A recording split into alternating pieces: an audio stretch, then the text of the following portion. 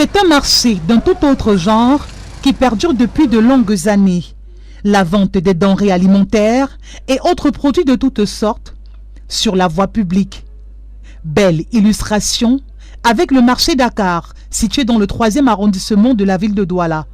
Ici, la chaussée est complètement transformée en comptoir par des commerçants. Ceci au grand désarroi des usagers, mais aussi de ceux installés dans les boutiques. C'est dur. Et puis s'il y a les gens dehors, les vendeuses sont pleins en route.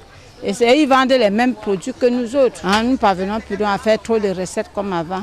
Malgré intempéries, accidents et injonction des autorités de libérer la chaussée, ces commerçants s'entêtent dans cette pratique. Les raisons, les voici. Bon, on aime vendre sur la voie du public parce que à l'intérieur, pour avoir une boutique à l'intérieur, c'est le calvaire. Donc il n'y a plus de boutique dans le marché. Et même pour avoir une boutique dans le marché, il faut avoir le réseau. Il faut passer par quelqu'un pour avoir une boutique au marché. Vendre en route, ce n'est pas un choix. Il n'y a même pas de boutique vide dans le marché. Que d'être employé quelque part et on ne vous paye pas, qui ne paye pas qu'on se souvienne nos besoins. Mieux nous venons aussi utilisons la voie publique. Si l'engorgement du marché demeure le principal motif, les responsables de cet espace marchand sont également sur le banc des accusés.